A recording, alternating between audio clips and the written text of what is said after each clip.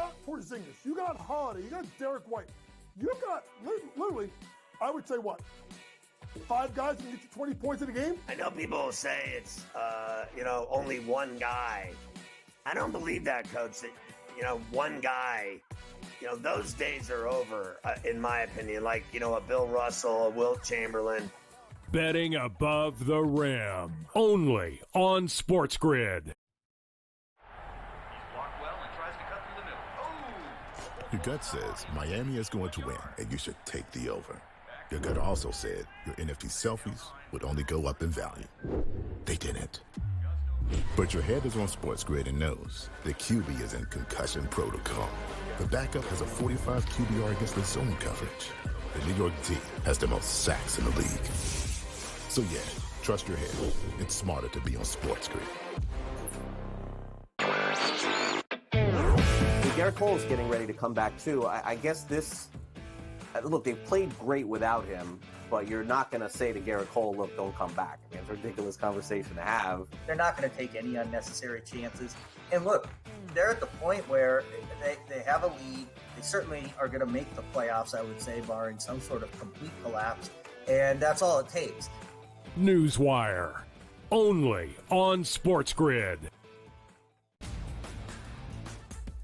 8 playoff games at home for Boston in Beantown. They are 6-2 straight up. The wild card, I would say, in this game is not necessarily, well, what are we going to get out of Luka Doncic, Kyrie Irving, Brown, and certainly Tatum. It is Kristaps Porzingis to me, because we're not getting back a player that's like, hey, rotational guy. Like, remember when Derek Lively went down with an injury? He was playing well, but a young player, like a piece. The early line, only on SportsGrid.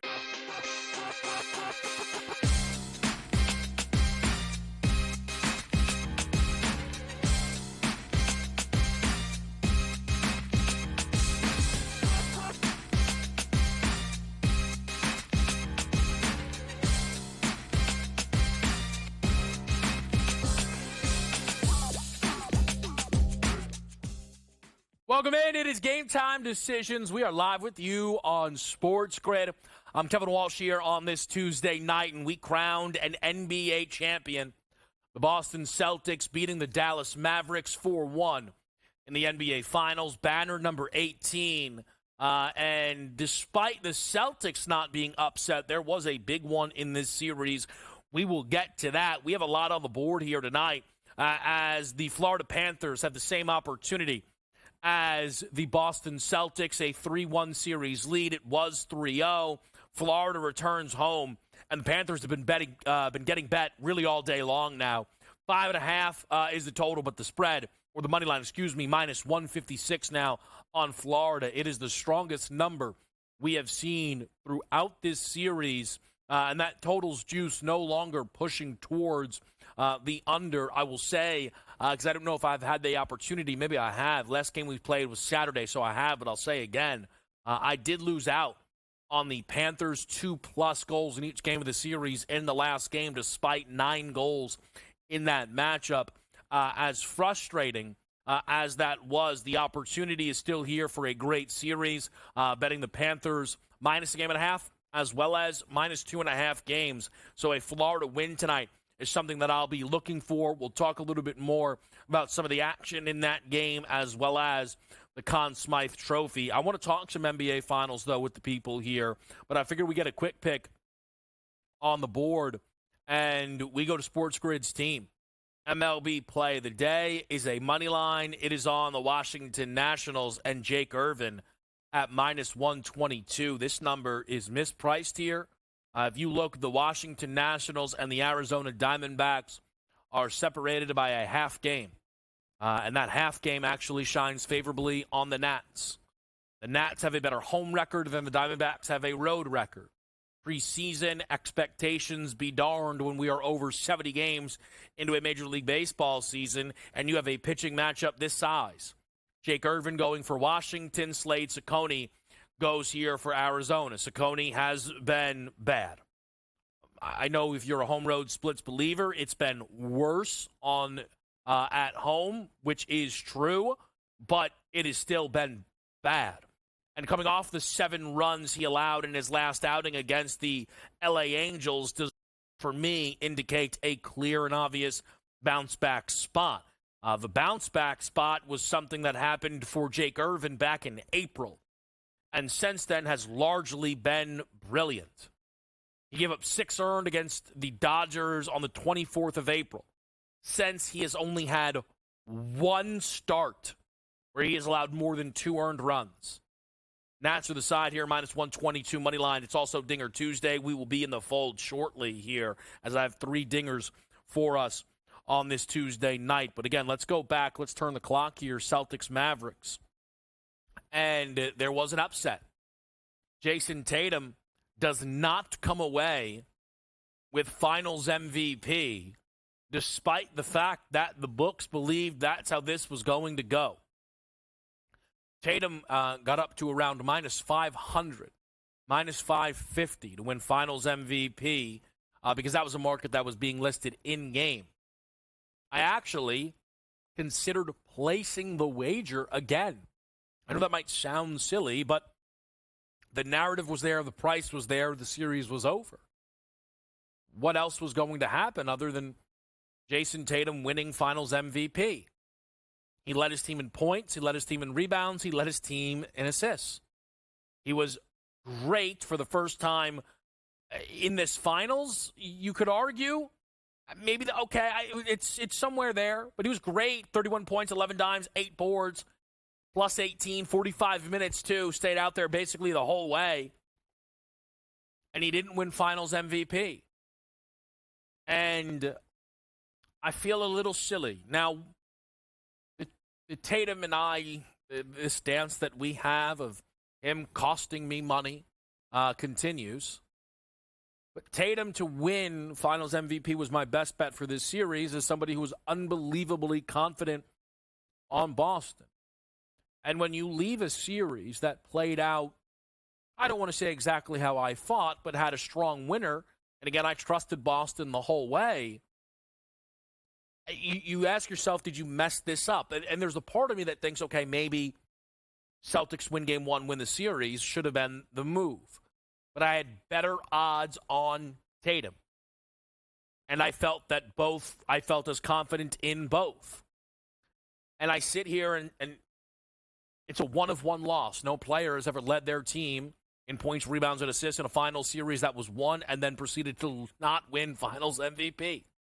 And yet, that is what happened for Jason Tatum. The funny bit of it all, though, is I am surprised. I am mad a little bit more at myself, but not really at the voters. The argument for Jaylen Brown 100% exists. Now, look, he was not brilliant in this series. He wasn't. The reality is nobody was.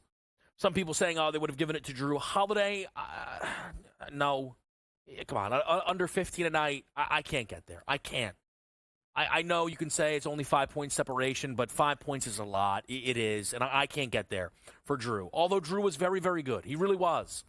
And his offensive rating was significantly higher than his defensive rating, which wasn't true for either Tatum or JB. But again, this was only going to come down to Tatum or JB. And you could pretty easily argue that Jaylen Brown outplayed Jason Tatum in 3 of the 5 games of the series. There you have it. And there you have a Finals MVP for Jaylen Brown. And when you now try and evaluate this Celtics team, and there's people trying to figure out, are they an all-time great team? Well, the books are prepared for that answer to be yes, by posting this team as the favorite to win next year's NBA championship. And if you can say it is unfair, although I don't think it is, but Boston will only be considered all-time great if they cash what is a plus 300 number. I think this Celtics team is beautifully built for modern basketball.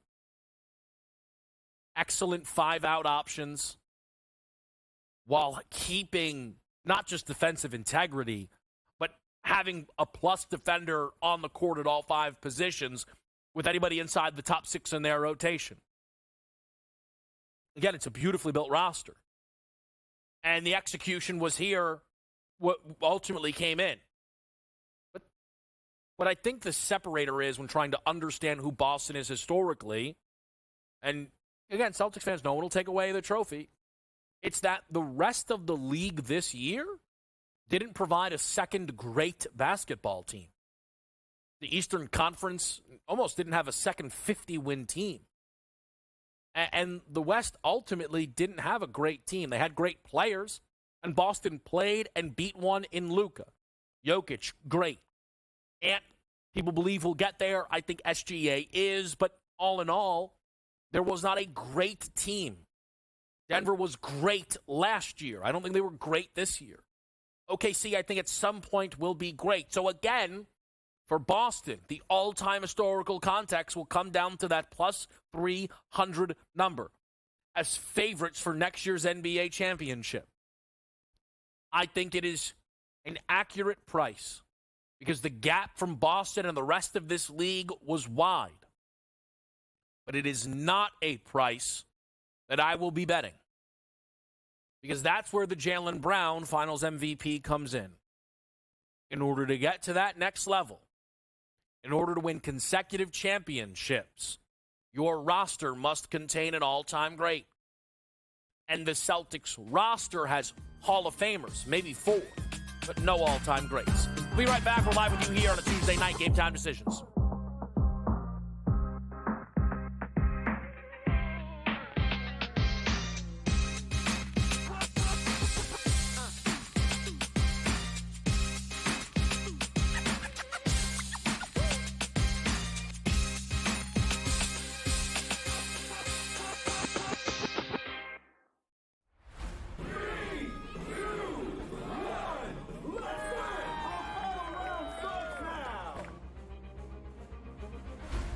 Crazy how many teams had a chance to win. The Ripper GC went from 9 back to leading by 2 to near the cellar again late in the day. It was so volatile, counting 4 scores.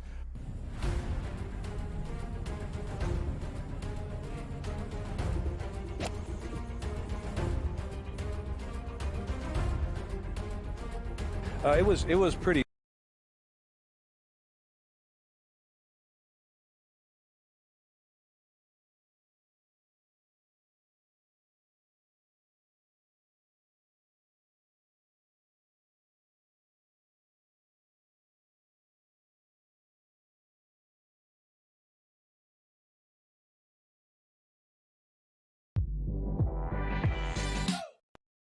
You got Porzingis, you got Holiday, you got Derek White.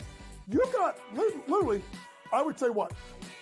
5 guys that can get you 20 points in a game? I know people will say it's, only one guy. I don't believe that, Coach, that, one guy, those days are over, in my opinion. Like, a Bill Russell, a Wilt Chamberlain.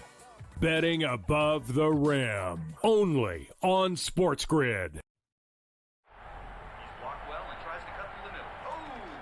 Your gut says Miami is going to win, and you should take the over. Your gut also said your NFT selfies would only go up in value. They didn't. But your head is on SportsGrid and knows the QB is in concussion protocol. The backup has a 45 QBR against the zone coverage. The New York D has the most sacks in the league. So yeah, trust your head. It's smarter to be on SportsGrid.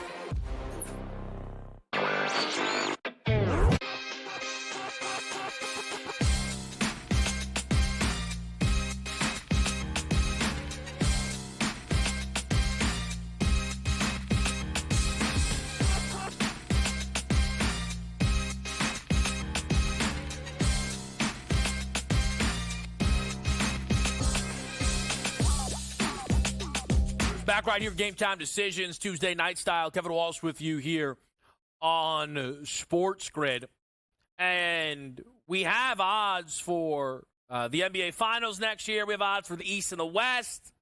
We also have odds for MVP. I have a bet in this market. We'll get to that at the top of next hour. I just want to quickly pick the pieces up, though, from the notion of Boston and the chance at repeating. The Boston Celtics at plus 300 is a fair price, and the onus is on the league to cut down the gap. However, for the Celtics, they are now faced with the challenge of repeating, and that will help a lot of the league. If you look at it since 2000, who has been able to repeat? Shaq's Lakers, Kobe's Lakers, LeBron's Heat, Durant's Warriors. Those are they won all of the finals MVPs, by the way. Those guys won all of the finals MVPs. So now you have a situation for the Boston Celtics where they're going to have to run the gauntlet, defend the title. There is something to that. And it is a very difficult thing to do, and sometimes only and simply because of how injuries play a part. I know that injuries are a part of the game, but they can be tricky to cap. They can be tricky to bank on. They can be tricky to promise, other than when it involves the Clippers. That's been obvious for a few years now. But if you think about every league champion since Durant's Warriors finished off the two-peat and attempted for the three-peat, injury has crept in. The Golden State Warriors lost Kevin Durant and Klay Thompson by the end of it in their chance for the three-peat. If you look at the Toronto Raptors, who won that title, well, quite frankly, they lost Kawhi. So that kind of ended that whole thing. Then the Los Angeles Lakers won a championship. The next year, Anthony Davis was injured in the postseason, round one. Followed up by Giannis and the Bucks title defense with Giannis injured in the postseason, round one. And then you get the Denver Nuggets off their title, and while they didn't miss games from Jamal Murray, Jamal was very clearly very injured. Boston's top-end depth could potentially prevent that from being disastrous, and again, it is why the plus 300 is fair. But if Boston sees one of their top two miss significant time, perhaps a series, like every single one of their opponents in the Eastern Conference playoffs, that can be enough to get in the way of the title defense. Where is there value elsewhere on the board? We'll answer that question a little bit later, but I do think it is important to quickly mention the plus 900 Western Conference champion Dallas Mavericks. And while good for the Mavs to see that number, for context, the Mavericks ticket that I cashed to win the West was 17-1.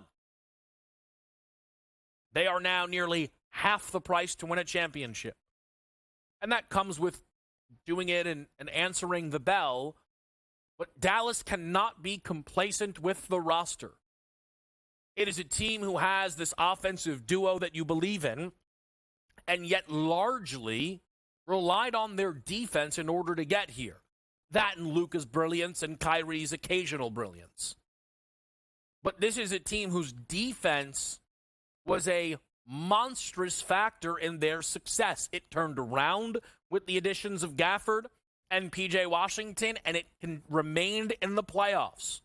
It was their offense that ultimately let them down in this series. So if this team just runs it back, I mean, offensively, who is their third best player? I really like Derek Lively. I think there's a lot of room there. Derek Lively was coming off the bench. Again, there's a lot of room for growth. I said he has top 25 player in the league potential. But if you're the Dallas Mavericks, do you really want to play around with this and wait for that to be true? Zach LaVine appears to be free. He is viewed as a negative asset.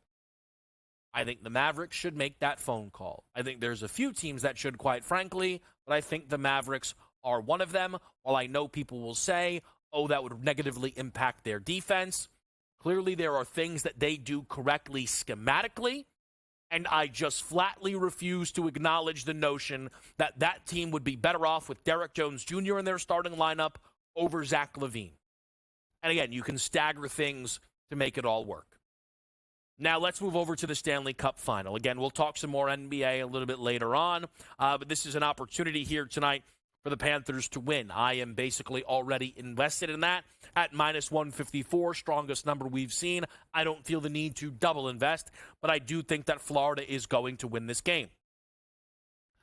I've talked, though, quite a lot about the Conn Smythe, and I am torn. Bobrovsky minus 105, Barkov plus 105, plus 700 on Connor McDavid. You compare that to series pricing. Florida is minus 1,200. Edmonton is plus 720. McDavid having a shorter number than Edmonton is correct. And I do fully believe that if I had a vote, I would give it to Connor McDavid right now. They could lose tonight. Probably, I don't know, if Barkov put a hat trick on the board, maybe I'd be swayed. But I don't think this award is going to go to Barkov unless he provides you, at minimum, multiple points in this game. There is a notion from some that Bobrovsky is or will be eliminated due to the disastrous performance that was had in Game 4. But all Bobrovsky needs to do is hit a level that he's been able to hit more frequently recently than Bobrovsky, which is what? 30 saves? And the price for 30 saves and the price for 2 points for Barkov are about the same. I'd rather bet Bobrovsky tonight for the Conn Smythe than Barkov. We'll be right back. It's Sticker Tuesday here on SportsGrid.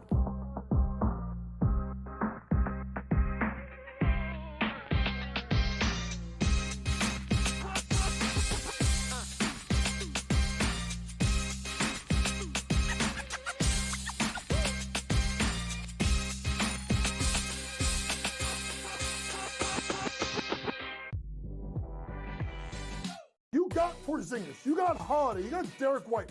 You got, literally, I would say what? 5 guys can get you 20 points in a game? I know people will say it's, only one guy. I don't believe that, Coach, that, one guy, those days are over, in my opinion. Like, a Bill Russell, a Wilt Chamberlain.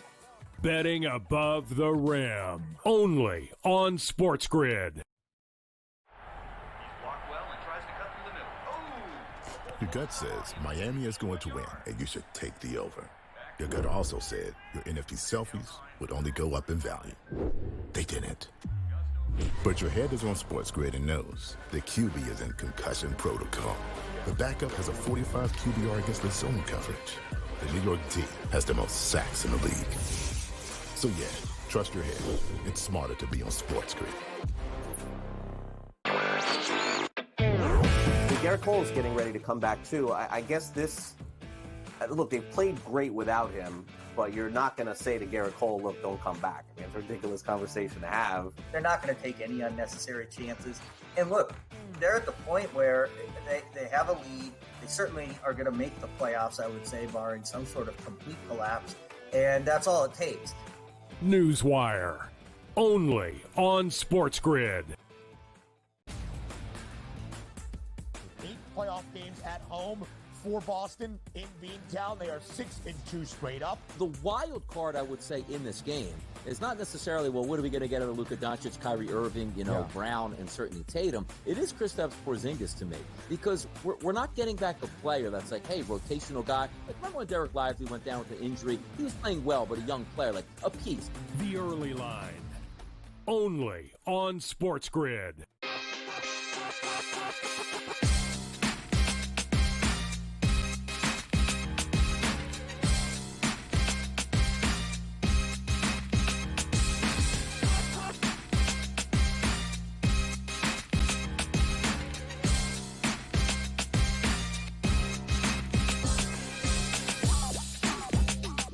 All right, we're back right here on SportsGrid. Game Time Decisions. It is Dinger Tuesday. We are in the mix. Dinger Tuesday has been a treat, man.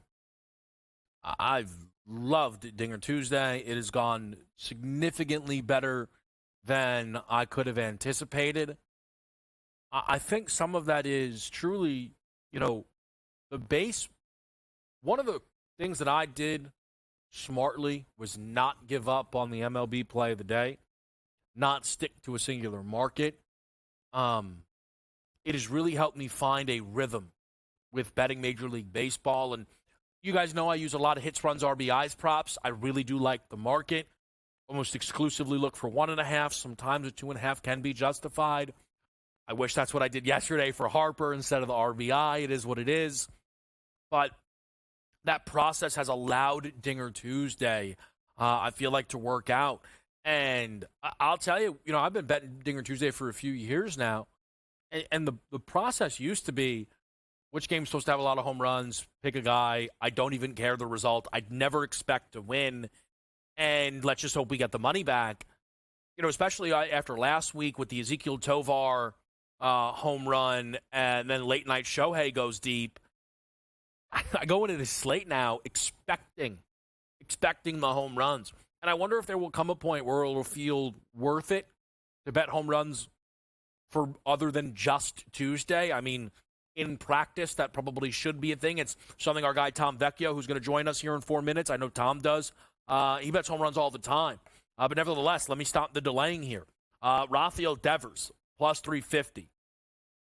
Going up against Bassett here, who has struggled against left-handed pitching. I think you've got a great spot for Devers. I think you've got a great number on Rafi Devers as well, who has 12 home runs this season. That total at 7.5, I'd probably tick over, quite frankly, in that game if I had to play it. If you were looking for someone else, Jarren Duran would be the longer shot from the Red Sox in that game. Home run hitter number 2, Dinger Tuesday style, Atlanta Brave, Marcell Ozuna, plus 300. This is probably my favorite. I guess it lines up that it is the shortest number here. This number's jumped up to plus 320.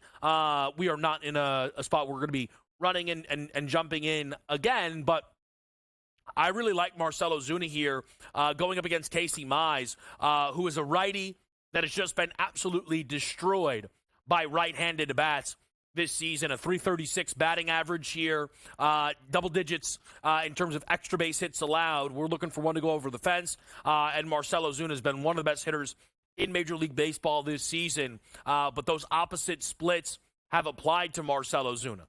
When you take a look at what he's done this year, 20 home runs for the Atlanta Braves, 17 of them have come against right-handed pitching. He bats 370 against lefties. He's hit 17 of his 20 home runs against right-handed pitching. And again, that is where Casey Mize struggles. Lastly, is one that actually does kind of fit the formula a little bit more, I guess, of the old school of, hey, let me get in the right ballpark, which is Wrigley. Wind blowing out, but it is Steele Webb, two guys that absolutely have a high ceiling.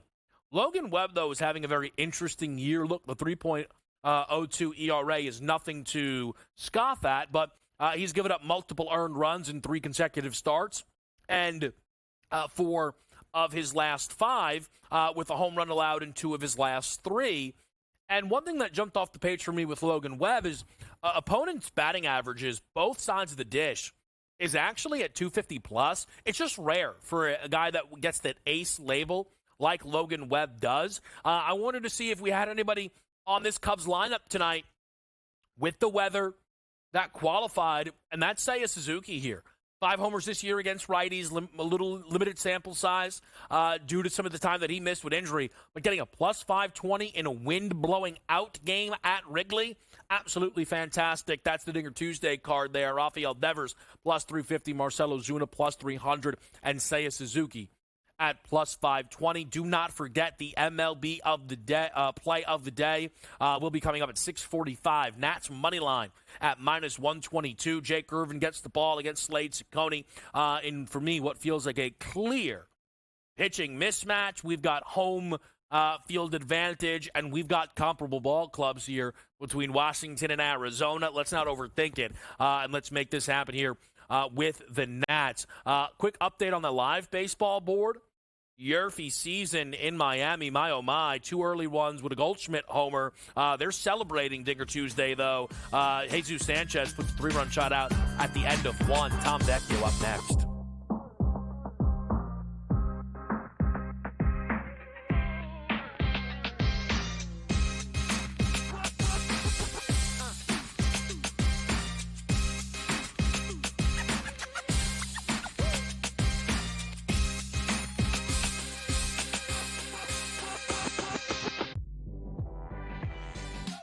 got Porzingis, you got Holiday, you got Derek White. You got literally, I would say what? 5 guys that can get you 20 points in a game? I know people say it's, only one guy. I don't believe that, Coach, that, one guy, those days are over, in my opinion. Like, a Bill Russell, a Wilt Chamberlain. Betting above the rim. Only on SportsGrid. Your gut says Miami is going to win, and you should take the over. Your gut also said your NFT selfies would only go up in value. They didn't. But your head is on SportsGrid and knows the QB is in concussion protocol. The backup has a 45 QBR against the zone coverage. The New York D has the most sacks in the league. So yeah, trust your head. It's smarter to be on SportsGrid. Garrett Cole is getting ready to come back too. I guess look, they've played great without him, but you're not going to say to Garrett Cole, look, don't come back. I mean, it's a ridiculous conversation to have. They're not going to take any unnecessary chances. And look, they're at the point where they have a lead. They certainly are going to make the playoffs, I would say, barring some sort of complete collapse. And that's all it takes. Newswire. Only on SportsGrid.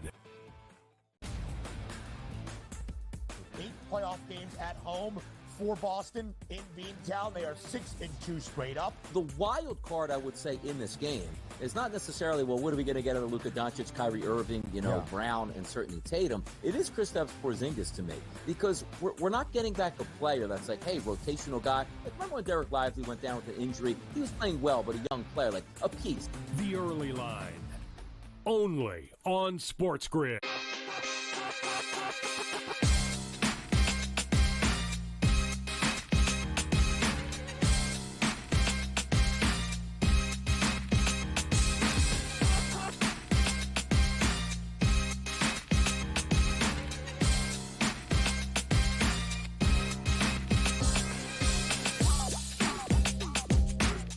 All right, we're back to right here on SportsGrid. Kevin Walsh joined now by Tom Vecchio.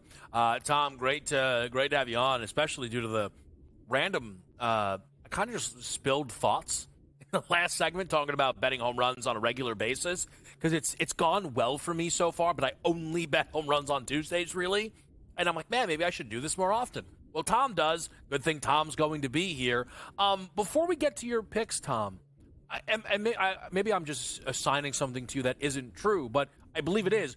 You bet home runs regularly, right? And kind of the strategy and the why of it all and how you find that value? So, yeah, well, first of all, thanks for having me. Like, one of my theories behind home runs, and, a lot of this comes down to, an individual's propensity for risk, how you control your bankroll, all those kind of things, like decreasing unit size, like all of that has to play a very, very key part in tracking everything when it comes to bankroll management and home runs specifically, because we know they're so volatile. So when you look at home runs, like, one of my underlying theories for that, not in terms of the 40-40 method, but like one of my underlying theories for home runs is like, when you are right, you are the most right when it comes to home runs, because if he hits a home run, he gets an RBI, he cashes his total base prop, like he does all these things. So you can withstand some losses if you cash X amount over a month time, 2 months time, because there's one home run is so individually valuable. And if you're betting smaller units on some of the secondary props, like a total base or the RBI, you can win 1 or 2 per week and still be profitable for that week. So like, that's how you have to look at it overall, where it's like, it's not just like, yeah, we're going to lose a bunch of home runs in a row, but like, as long as you hit X amount per week or per month, like, you can still be profitable. I feel that is one of the barriers that just bettors have to cross. And I say this as someone who still struggles, admittedly, at times crossing the barrier. But the willingness to let the record drop, Tom, right? But the profit rate actually, at minimum, stays the same, if not increases. Right, because my underlying theme is like, everyone talks about like, oh, if you're betting minus 110 lines, you have to be right at X percentage of the time, because you can't just be right 50% of the time. It has to be over that, because you have to count for the juice and all these sorts of things. Like, my theory is it, kind of similar to maybe touchdown props or goal props in the NHL, slightly, because the odds aren't exactly the same. But like, you can be right at less than 50% of the time and still come out net profitable, because they're so individually valuable at plus 350, plus 400, plus 520, which I hit 2 of them 3 weeks ago. So like you can be profitable long term. It just doesn't have to be a day-by-day basis. Yeah, so let's get to the guys, though, that you are on here, though, on this Tuesday, because it is, again, Dinger Tuesday, though, Tom, which does bring out all the heavy hitters. What do you like here on this card? Yeah, let's start off on the East Coast with Ryan Mountcastle. That game's at 7 for the Yankees. Hot in New York. Looking at some of his underlying metrics, they're great. He's going up against Nestor Cortez. I also like looking at his Baseball Savant page where looking over recent games, multiple batted balls over 100 miles per hour in exit velocity. He's not getting lift on them, but tonight going up against Nestor Cortez, 51.4% fly ball rate allowed versus righty. So Mountcastle's crushing the ball right now. He's just not getting it in the air. Cortez is a pitcher that should enable that. He's allowing 1.49 home runs per 9 allowed. All 12 of the home runs that Cortez has allowed have come via right-handed hitters. No surprise.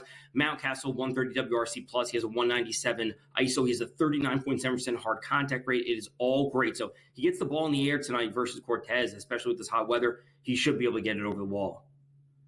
All right, so a couple of good options there with Bobby. Man, Bobby Witt Jr. is a fantastic ball player there, Tom. Yeah, Bobby Witt's a player that I have to lead the league in hits, which I talked about, multiple times with you and with Donnie and Ben.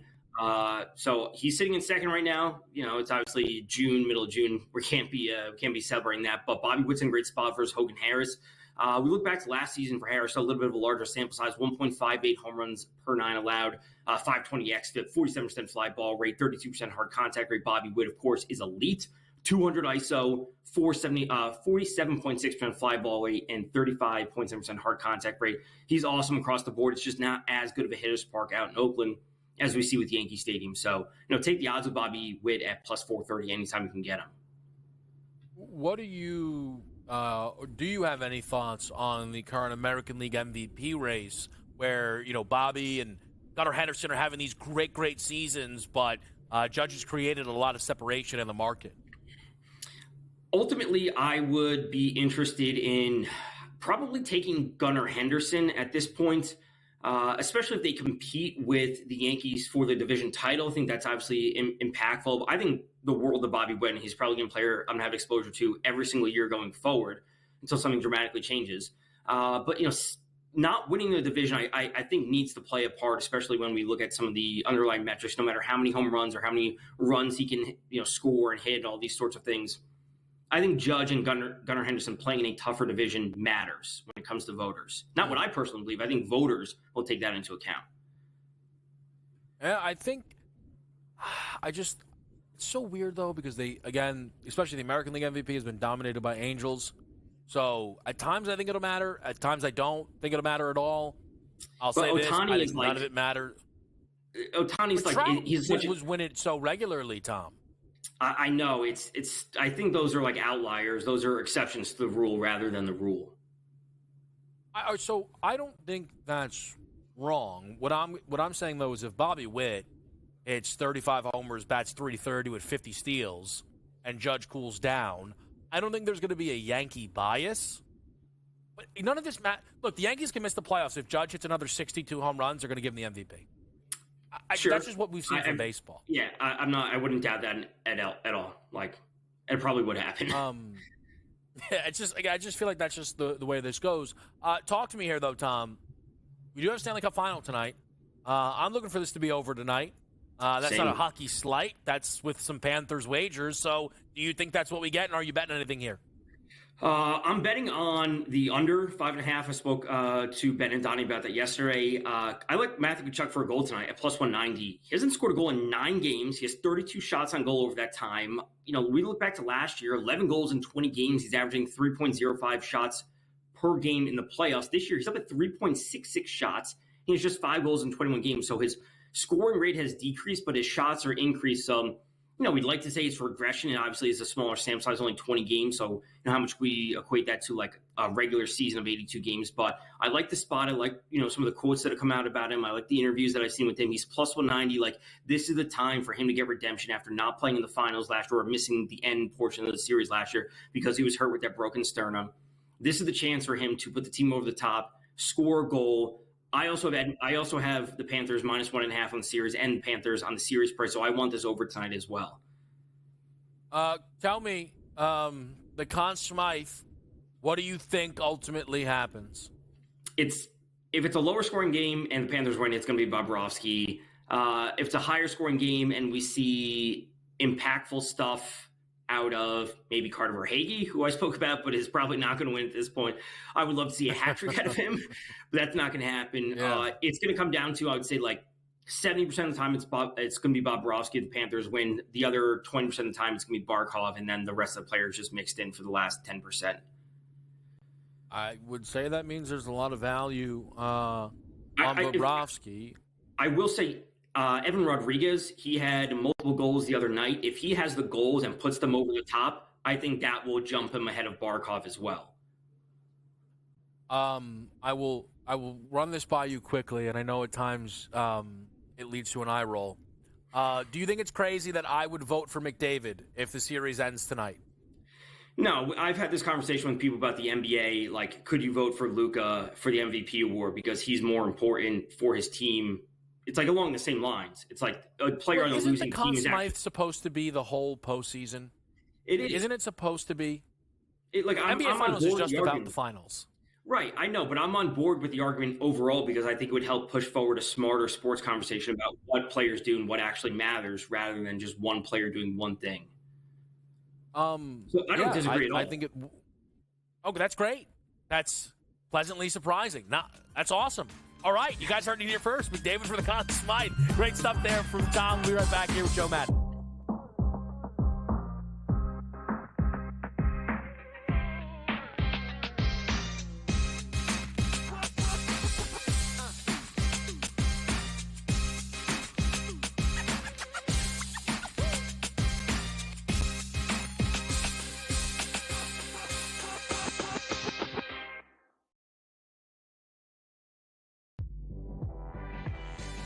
You got Porzingis, you got Holiday, you got Derek White. You got literally, I would say what? 5 guys can get you 20 points in a game? I know people will say it's, only one guy. I don't believe that, Coach, that, one guy, those days are over, in my opinion. Like, a Bill Russell, a Wilt Chamberlain. Betting above the rim. Only on SportsGrid. Your gut says Miami is going to win, and you should take the over. Your gut also said your NFT selfies would only go up in value. They didn't.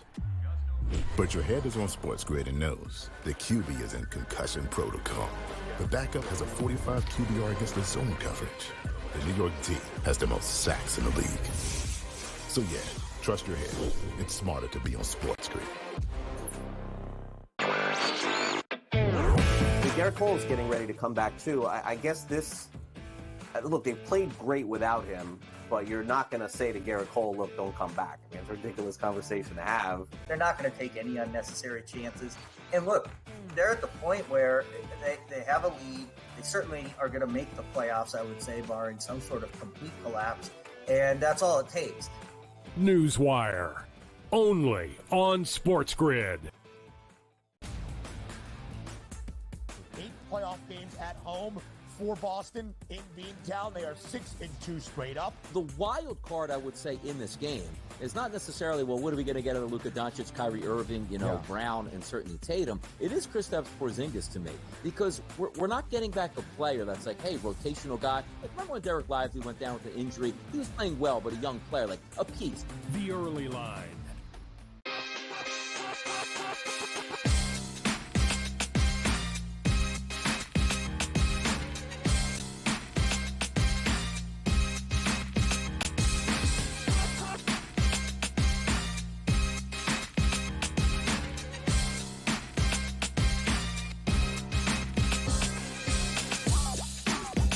Back right here on Sports. I'm Kevin Walsh, joined by Joe Madden. Quickly, a last dash here. Oh, they took it away. Nationals money line is my MLB play of the day. There was a Nats hat here. I actually thought they were going to leave it. I wasn't mad at it. But Joe, I will get your thoughts on this if we can before the game does start. SportsGrid's team, Nationals, they're my MLB play of the day today on the money line. I love it, Kevin. I can't believe you've jumped on the Nationals in this one. It's a perfect place for them to come out nice and strong. I really do think they have every ability to get the win. I don't love laying the juice here with the Washington Nationals, and this will be a live betting situation for me if the Diamondbacks find their way on the board first. I am going to take the Washington Nationals, though, pregame for their team total over 4.5 runs. That's coming in at -11. I'm expecting those runs to come out of them nice today. Jake Irvin coming out here for them has been strong. I want to play his outs today because I do think he goes deep into the 6th inning, but it was too juicy. Over 17.5 outs for him is -156. So just give me the Nationals team total over 4.5, and I love that money line bet you've got. All right, so some love there for the Nats. Joe, a game that's just getting underway, but people could still get in certainly close to live here, this one between the Phillies and the Padres. What do you think about Aaron Nola tonight going up against San Diego? You look at Aaron Nola here, and he has a low strikeout number of 4.5. It's juiced, though, at -140. And the Padres are a tricky team to strike out. They have great discipline up there at the plate, and King is coming out for the Padres. I looked at his strikeout number as well. It's sitting at 5.5. Again, juiced to the over. Both of these pitchers should be able to come out strong versus their opponents, and I think this one stays under that total of 8.5. You look at how strong King has been. He's coming off 12 strikeouts versus the Oakland A's, and he's got a road ERA of 3.11 in his last 3 games. That ERA has only been a 1.59. So I do think Nola will come out strong. King will come out strong. We'll stay under that total of 8.5, and we're getting that at +100. All right, so some love there for an under here in this game. Joe, what about the Baltimore Orioles matched up with the New York Yankees? As those with us on the TV side can see, you got the Orioles here on the road. Yeah, I do have the Orioles in the road. I love the situation they're in today, facing up against Nestor Cortez. I think Cortez comes out strong, but how long is he going to last in this one is my biggest question mark here. And I know the Yankees have a strong bullpen, but that bullpen has been really taxed in their last series. And I think we're going to see here the Orioles with their strong bats be able to get those hits off Nestor Cortez Jr. as well as the bullpen here of the Yankees. And I like their ability to get this win on the road at +120. I can't say no to this team that has been so strong offensively. I like their team total over 4.5 as well. That's coming in at +118. And Aaron Judge has been so strong for the Yankees. I just don't know, Kevin, if he does it today. Albert Suarez here at the Baltimore Orioles has been absolutely phenomenal. He's got a 1.61 ERA on the season. I think he has his way with the Yankees lineup today and completely limits them out there. He's been awesome, Albert Suarez, not necessarily expected to be this, considering the last time Albert Suarez was pitching Major League innings was 2017, but he's been great. He's been great for this Baltimore club. Sometimes you wonder when is a guy going to get caught, but if you just keep betting on, oh, this is it or this is it, you end up kind of watching a guy go on a run like this who's won 3 of his 4 starts there. And all of those games have been under what is tonight's listed total of a 9. Joe, it is Dinger Tuesday. Is there anyone you're looking to hit some home runs for here on tonight's card? Julio Rodriguez of the Seattle Mariners. I do think he can get that home run tonight. I'm looking for him to come out really strong for the Seattle Mariners. He's coming in at +430. He'll be hitting off of Tristan McKenzie here of the Guards. After his last 3 starts, his ERA is so inflated. It's over a 6, and it's dangerous here versus Julio Rodriguez. So I think he's going to be able to get on the board nicely. Other than that, I really do think Aaron Judge has held off it. That's who I wanted to circle today. The value isn't there. So that's the only one I'm looking at for the home run today, Kevin. All right. Listen, I thought it was a trickier home run day, all in all, but we did find a couple of spots, again, for anybody that missed, because none of these guys have started just yet for myself. We have Rafael Devers, Marcelo Zuna, and then Seiya Suzuki. Joe, we're going to talk some Stanley Cup final. Before we get into all the props that you have, do you feel confident in a side or total between Florida and Edmonton?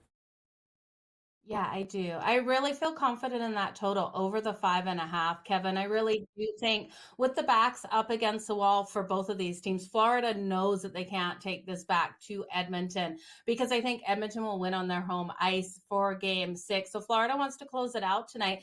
I do think with what we saw out of Edmonton in the last game, how they were able to hit Bobrovsky high, which is something they weren't able to do in those last couple of games, that Edmonton's going to get on the board. But I do feel Florida's going to get on the board as well. I'm going to ride the over 5.5 in this one.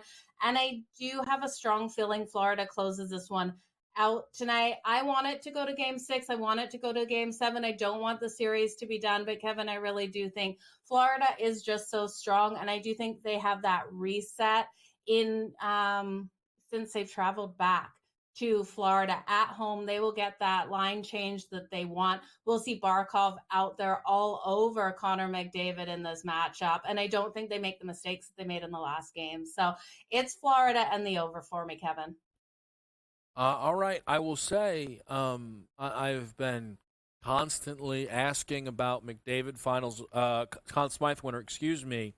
A piece was just kind of, and I don't know if it was kind of a rerun here, Greg Wisniewski of ESPN, who kind of covers the NHL for them really, really. I think I've actually talked to Greg here on the network before. It's a big piece on whether or not McDavid can/should win the Conn Smythe. And see, this is the thing. I don't have my finger on the pulse of the hockey world as much as I do the NBA, despite the fact it didn't work out for me in the NBA at all. But if they're talking about it, maybe it's possible, so that means we're talking about it a little bit more. Get some props from Joe next.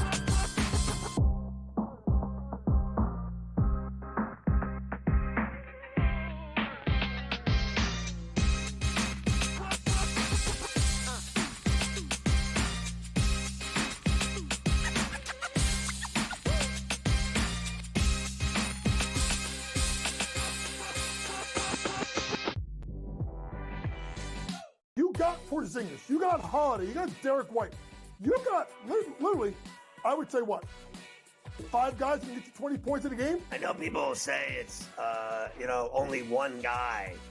I don't believe that, Coach, that, one guy, those days are over, in my opinion. Like, a Bill Russell, a Wilt Chamberlain. Betting above the rim. Only on SportsGrid. Your gut says Miami is going to win, and you should take the over. Your gut also said your NFT selfies would only go up in value. They didn't. But your head is on SportsGrid and knows the QB is in concussion protocol. The backup has a 45 QBR against the zone coverage. The New York D has the most sacks in the league. So yeah, trust your head. It's smarter to be on SportsGrid. Garrett Cole's getting ready to come back too. I guess this. Look, they've played great without him, but you're not going to say to Garrett Cole, "Look, don't come back." I mean, it's a ridiculous conversation to have. They're not going to take any unnecessary chances. And look, they're at the point where they have a lead. They certainly are going to make the playoffs, I would say, barring some sort of complete collapse. And that's all it takes. Newswire. Only on SportsGrid. 8 playoff games at home for Boston in Beantown. They are 6-2 straight up. The wild card, I would say, in this game is not necessarily, well, what are we going to get out of Luka Doncic, Kyrie Irving, Brown, and certainly Tatum. It is Kristaps Porzingis to me, because we're not getting back a player that's like, hey, rotational guy. Like, remember when Derek Lively went down with the injury? He was playing well, but a young player, like a piece. The early line. Only on SportsGrid.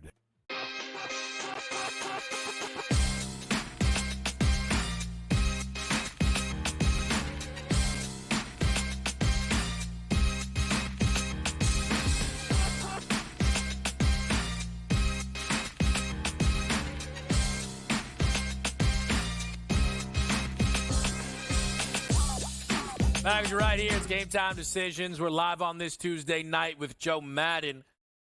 And Joe and I were talking a little bit more about this during the break. I don't want to get annoyed again. So let me just... I bet Zach Edey to win most outstanding player because I fully believed he deserved it. He didn't win it. And all in all, it annoys me because he really, truly, truly, truly did deserve it. And that's why I bet it. And I lost. I don't believe as passionately about McDavid as I did Edie, but I do believe McDavid deserves the Conn Smythe, especially due to this description of the award. I really don't want to bet it again and then get annoyed when they hand this to Sergei Bobrovsky. Joe, what do you make of the Conn Smythe? I hear you, Kevin, on Connor McDavid, and I do think it is worth a shot there. If you don't have a bet on the Conn Smythe Award here, Connor McDavid coming off a fantastic game in his last one, 4 points, 1 goal, able to finally get on the scoreboard with that goal versus the Florida Panthers. And he just has come against a hot goaltender and hot team, but he is the reason why his team is in the situation that they're in. You've got to look, you take Connor McDavid off the Edmonton Oilers, would they have got to this spot? I don't think so. Yes, Leon Draisaitl has really stepped up, and we know Evan Bouchard has been fantastic, but Connor McDavid still is the driving force of this team. When we look at the Florida Panthers, you can make a fight for Bobrovsky why he should win this award. He's been fantastic in net for the majority of these games, and every time off a bad loss, he's been able to have that bounce back. So we'll see if Bobrovsky can have that bounce back game tonight. I don't think he has a complete bounce back like he did in the other ones where the Florida Panthers came out and won 6-1. He only allowed in that 1 goal. If he's able to do that tonight, absolutely, I tip my hat to Bobrovsky. I just don't think it's happening. I think he allows in a couple of goals here by the Edmonton Oilers. And when we look at Barkov, he's been a fantastic two-way player out there on the ice. I think he deserves it more than Bobrovsky does. He needs to get those points on the board tonight, though, to be able to convincingly say that he's been the better player than Connor McDavid has been for his team. So it's going to be interesting. Again, it's voted on.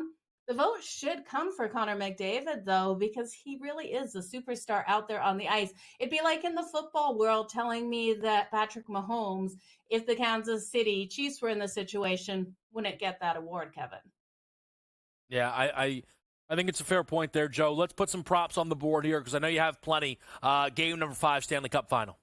Okay, firstly, we got to look at Matthew Tkachuk. Matthew Tkachuk, in his last 5 series of the playoffs, has been able to score that goal. Now, we know he's gone goalless in this series versus the Edmonton Oilers. They've been all over him, but he is getting those shots. I believe 4 shots in that last game, and I'm expecting him to come out nice and strong in this game today. So much value for Matthew Tkachuk for that anytime goal. That's coming in at plus 200.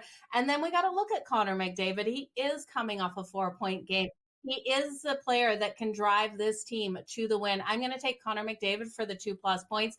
It is at minus 102, not the best value out there. If you want to take him for 3+ points, I tell you it's asking a lot, but Connor McDavid can do it. I'm also going to circle Barkov here for his 2+ points. That is coming in at plus 255. Barkov definitely can get those assists out there on the ice, and we know he's been able to find the back of the net as well. 7 goals during the playoffs. So Barkov for 2+ points at plus 255. And then I will take Bobrovsky here for over his 24.5 save shots on goal. Now, Kevin, this is a little juicy, the over 24.5 save shots on goal, but the Edmonton Oilers have found a way to start firing at the net. Not like what we saw in that second game out there where the Florida Panthers suffocating defense didn't allow those opportunities. So I'm expecting the Edmonton Oilers to do what they do and get those shots on Bobrovsky for him to have a stronger game and go over 24.5 save shots on goal.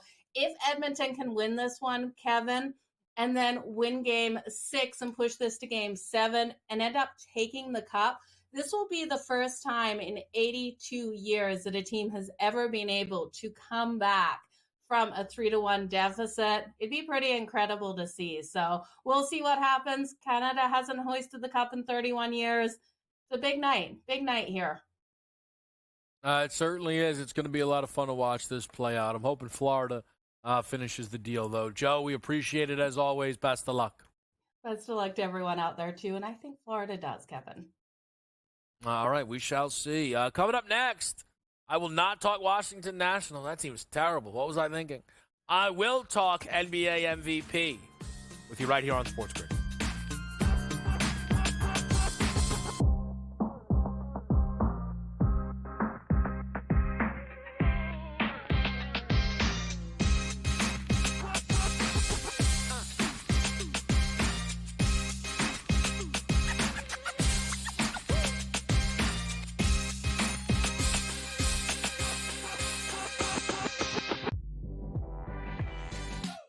got Porzingis, you got Holiday, you got Derek White. You got literally, I would say what? 5 guys can get you 20 points in a game? I know people will say it's, only one guy. I don't believe that, Coach, that, one guy, those days are over, in my opinion. Like, a Bill Russell, a Wilt Chamberlain. Betting above the rim. Only on SportsGrid. Your gut says Miami is going to win, and you should take the over. Your gut also said your NFT selfies would only go up in value. They didn't. But your head is on SportsGrid and knows the QB is in concussion protocol. The backup has a 45 QBR against the zone coverage. The New York D has the most sacks in the league. So yeah, trust your head. It's smarter to be on SportsGrid. Garrett Cole's getting ready to come back too. I guess this. Look, they've played great without him, but you're not going to say to Garrett Cole, look, don't come back. I mean, it's a ridiculous conversation to have. They're not going to take any unnecessary chances. And look, they're at the point where they have a lead. They certainly are going to make the playoffs, I would say, barring some sort of complete collapse. And that's all it takes. Newswire. Only on SportsGrid. 8 playoff games at home for Boston in Beantown. They are 6-2 straight up. The wild card, I would say, in this game is not necessarily, well, what are we going to get out of Luka Doncic, Kyrie Irving, Brown, and certainly Tatum. It is Kristaps Porzingis to me, because we're not getting back a player that's like, hey, rotational guy. Like, remember when Derek Lively went down with an injury? He was playing well, but a young player, like a piece. The early line. Only on SportsGrid.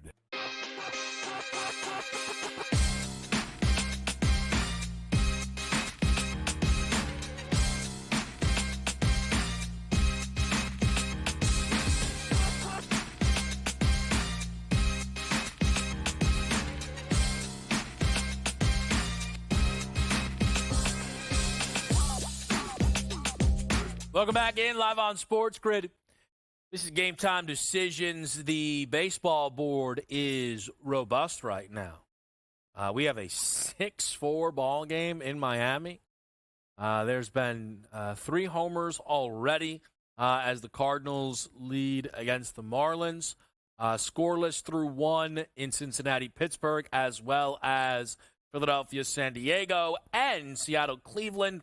A 2-0 lead for Washington or for Arizona over Washington as far as the baseball board goes. I want to take an opportunity, though, and we got a lot of good stuff coming up this hour. We'll talk some Euros. We'll talk some Travelers. We'll talk to Dave Sharapan. We'll continue to get you set for the rest of this Major League Baseball board as well as the Stanley Cup Final tonight. But with the NBA Finals coming to a close, we were given new markets. And we had NBA Finals pricing, but we were also then given conference prices as well as NBA MVP. And tonight, I was we're going to have it all built. I was very excited to let everybody know. Now's the time to bet Victor Wembanyama 50-1 to win NBA MVP. It became actually a bit of a group play for myself and some of the production crew from Betting Above the Rim. Preston, AJ, Pat was a part of that, and then yelled at me all day that apparently Tatum's the pick, which I vehemently disagree. But that isn't neither here nor there. Wemby's now 35-1. I did tweet out at the time that I first saw the MVP odds, Wemby 50-1. Perhaps that wasn't taken seriously. I am telling you right now, I have bet Victor Wembanyama to win MVP next year at 50-1. But if you have not made a decision on this board, then the question becomes, is Victor Wembanyama worth it at 35-1? To which I still believe the answer is yes. Let me explain. Victor Wembanyama is entering his sophomore season. So the thought will be, come on, is Wemby really going to be given any love his sophomore year?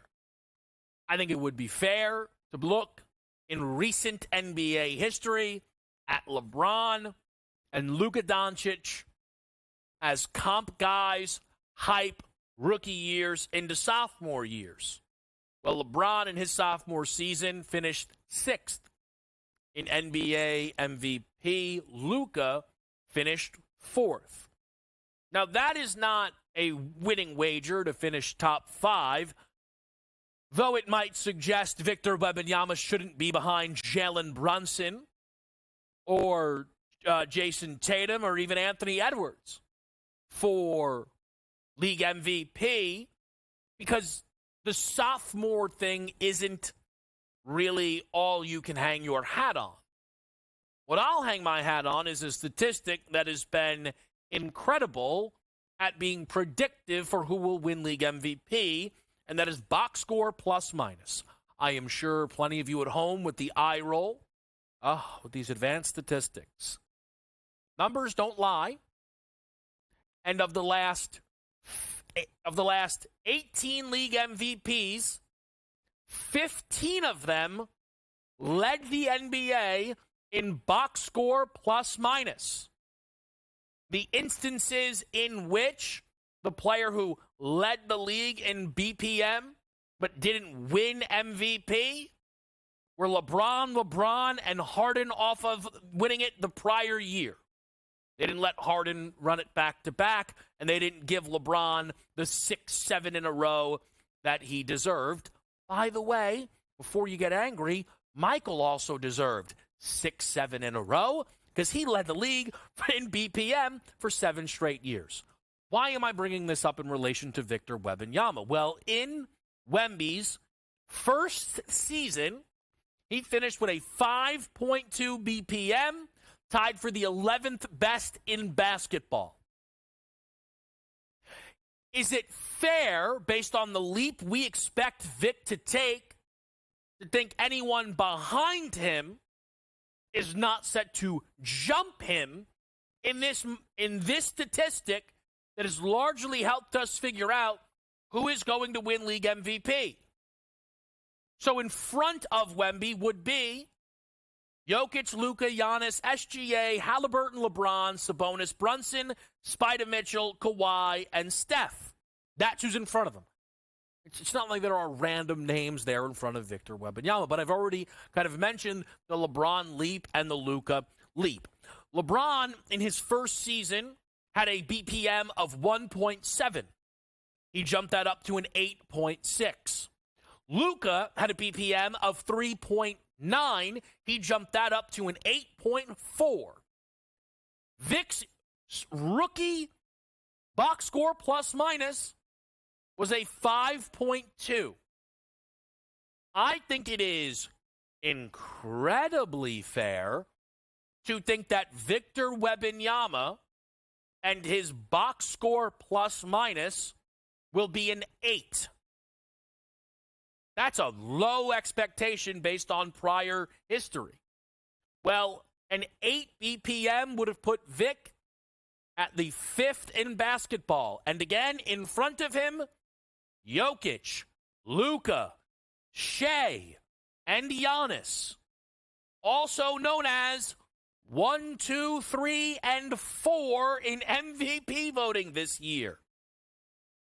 But again, what we saw from Luka and we saw from LeBron was more than doubling their rookie season BPM and getting to their sophomore BPM. And I understand that that is a big ask, but if Victor Wembanyama is successful in doubling his BPM from rookie year to sophomore year, that would make that a 10. The list of players higher than a 10 BPM, just Jokic from last season, who, by the way, won league MVP again. So Victor Wembanyama right now sits at 35-1. I have historical precedent that says as a sophomore you absolutely can get MVP votes. And comparable guys who took the league by storm in Luka and LeBron made monstrous leaps in the most important category as it pertains to winning league MVP. Who belongs in front of Wemby? The list is not long. Luka, Shea, Jokic, we can talk Giannis. That's about where it stops. Embiid doesn't have the health pedigree. Anthony Edwards wasn't in front of him in this statistic last year in the regular season. Tatum's not getting there. Tatum's career BPM is best is a 5.5. The worst BPM league lead ever is 7.5. It's not happening. It's just not. Jalen Brunson, it's not happening. It's not. Victor Wembanyama should probably be 15-1 or less for league MVP. The only thing that would hold back Wemby is team success. But one, we have seen it start to matter less. We have had multiple MVPs now in the last 6 years finish as the 6th seed. This year, for Wemby's team to be in the postseason, it would have been an incredible ask because a 46-win Warriors team was 10th. But the year prior, the 10th place team had 40 victories. The San Antonio Spurs, I do believe they would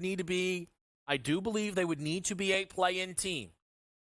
But at that point, we're talking about adding 20 wins. If the Spurs add 20 wins, are you sure that the Mavericks adding 6 is that much more impressive because they're a 56-win ball club? This price will not be there forever, and if they add another star, it is going to be gone. Victor Wembanyama, league MVP. We'll be right back. We're live right here with you on SportsGrid.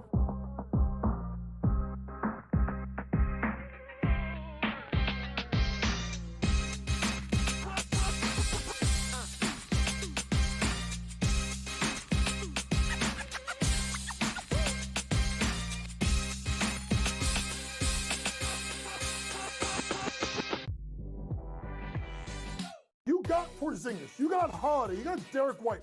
You got literally, I would say what?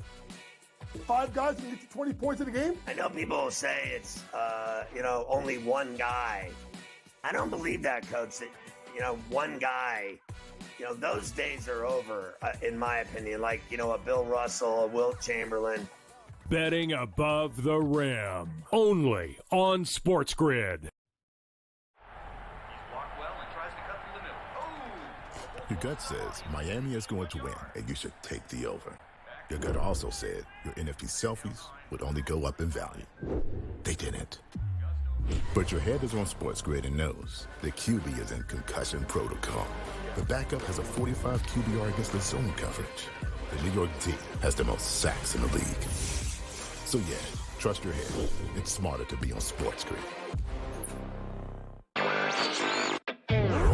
Garrett Cole's getting ready to come back too. I guess look, they've played great without him, but you're not going to say to Garrett Cole, look, don't come back. I mean, it's a ridiculous conversation to have. They're not going to take any unnecessary chances.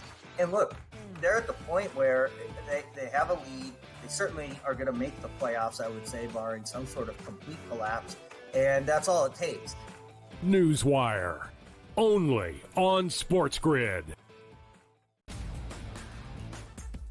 8 playoff games at home for Boston in Beantown. They are 6-2 straight up. The wild card, I would say, in this game is not necessarily, well, what are we going to get out of Luka Doncic, Kyrie Irving, Brown, and certainly Tatum. It is Kristaps Porzingis to me because we're not getting back a player that's like, hey, rotational guy. Like, remember when Derek Lively went down with an injury? He was playing well, but a young player, like a piece. The early line.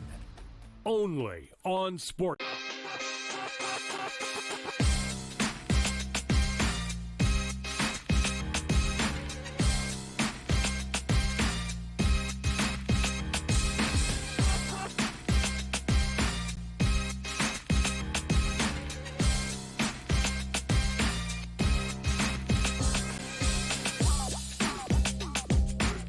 Back right here on SportsGrid. So I mentioned we're going to talk some Travelers. We were trying to talk with Brady Cannon tonight. Unfortunately, couldn't make it work with the people, but I am sure you will see him here on SportsGrid before the Travelers gets underway. And I've talked a lot with Brady about kind of changing the golf betting approach. Just, again, finding kind of what works for me. And I am much better off betting tournaments live as opposed to betting these tournaments before we ultimately get, or before pre-tournament, excuse me, is the word. And that I know didn't work out this past weekend, but I was obviously in the mix with both the Rory and Cantlay tickets that were placed at various points. I am thinking about changing that approach this week and doing so on the shortest price on the board, which typically wouldn't be my strategy. Like if I were wanting to jump in before the tournament began, that means that probably, hey, man, there's a 30 to 1, a 40 to 1, heck, even as short as a 12 to 1 out there on a guy that looks like he's going to have himself a good tournament. And I am at the moment of the mind that just bet Scotty. Scotty's price, I have to find the best number, which is always the task. Currently seeing some plus 360s. I guess all the 4 to 1s are gone. But Scotty had a shorter number to win a major event. Now we're at the Travelers. Rory's out of the field. Bryson's out of the field. And I don't want to forget that all Scotty has done all year is win. Incredibly, if Scotty doesn't win this tournament, it all of a sudden becomes very much of, is Scotty all right? And his top 5 price at minus 105 and his top 10 price at minus 230 are also items I'm finding myself very, very interested in. Both of those. I know the minus 230. Scotty has been top 10 in like every single tournament before last. So, does anybody here think that Scotty's going to go back-to-back tournaments? Not inside the top 10. You really think he's going to go back-to-back tournaments? Not inside the top 5. Funny enough, and while I know that this has happened, I'd much rather bet outright in top 10 than outright in top 5 or outright top 5, top 10. At minus 105, I'd rather bet he closes or spend extra juice and get extra positions. I haven't made a decision yet on Scotty Scheffler. As always, I'll let the people know. At me, Kevin Walsh, we get in the mix there with anything that you need. Now, moving off of the golf and going to the soccer, we have now seen every single team at Euro 2024 play a game. And the biggest thing that has happened so far, and there's been some big things. Spain got a huge win over Croatia. We saw a great result for Germany in their opening game, a big upset with a Belgium team losing their first match. But all in all, the biggest thing that happened was Kylian Mbappe broke his nose. Mbappe is presently trying to figure out what his best options are. France as a whole has remained right near the top of the outright market at plus 350, with the thought being, don't worry, Kylian will be back.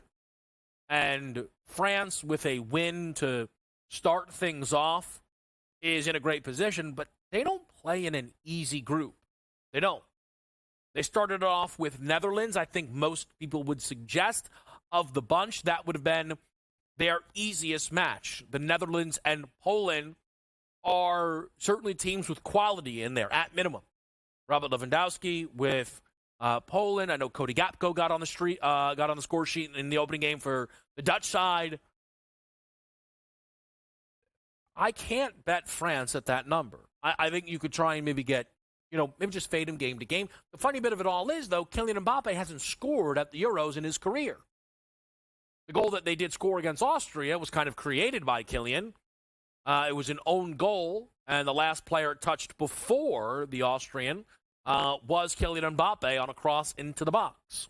So it's all very interesting to me. It certainly doesn't inspire any confidence. The Golden Boot market, we didn't even see a big drop. Harry Kane is the favorite at plus 650. He didn't score. Kai Havertz is the second choice at 9-1. He did score. Mbappe and Ronaldo then, neither one of them scored. It wasn't a start to the tournament. Despite there being plenty of goals in a lot of these games, nobody walked away with a brace so far at Euro 2024. So there's a lot of guys sitting on one. And I think the reason the market hasn't moved a lot is odds would suggest Harry Kane will get on the score sheet next game. And now you have Murata has a goal, but all in all, Christian Eriksen has a goal. You don't have as much pedigree for these guys to be chasing. But I think that means that we should see value stay within this Euro Golden Boot leader market really the entire way, which I think is fantastic. I will just quickly say, if you look at the group prices here, Group A, Germany, minus 440. Spain, now a minus 240 favorite. Croatia cratered all the way down to 32-1 after their loss to the Spanish side. Italy at plus 220. England, a huge favorite, minus 750. France, minus 240. And kind of using some other spots there, you see that they're not giving France as much love as some of the other teams. I think that's to speak on the Mbappe situation. Slovakia becomes the new favorite in that Belgium group at plus 160. Portugal grows in their number at minus 340. We're hitting a break here, though, on SportsGrid on this Tuesday night. We'll come back. We will update you on the Major League Baseball board, as well as continue to get you set for the Stanley Cup Final here tonight on Game Time Decisions.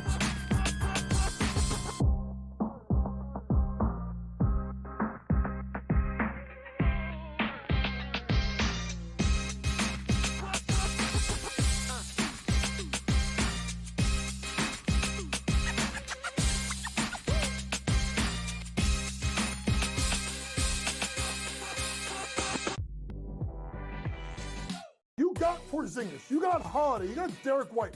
You got literally, I would say what?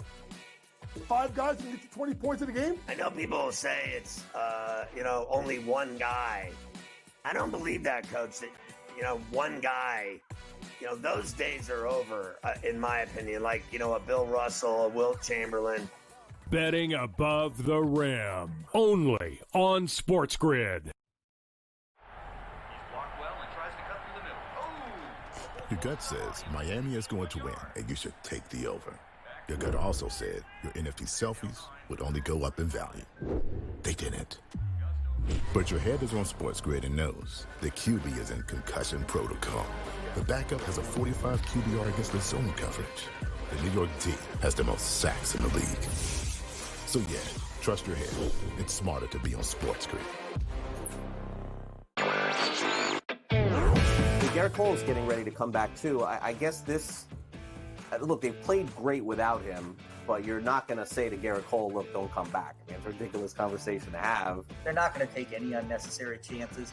And look, they're at the point where they have a lead. They certainly are going to make the playoffs, I would say, barring some sort of complete collapse. And that's all it takes. Newswire. Only on SportsGrid.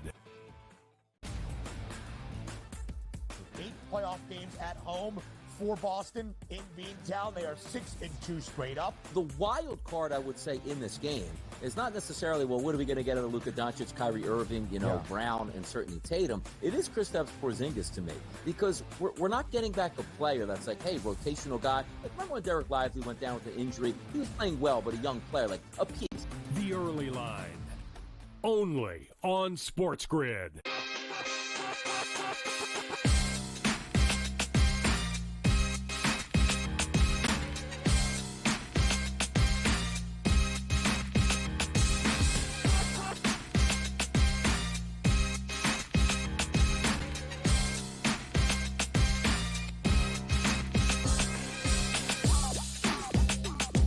All right, we're back to right here, Game Time Decisions, live on this Tuesday night. Dave Sharpan around the corner to join us here, talk some big picture items.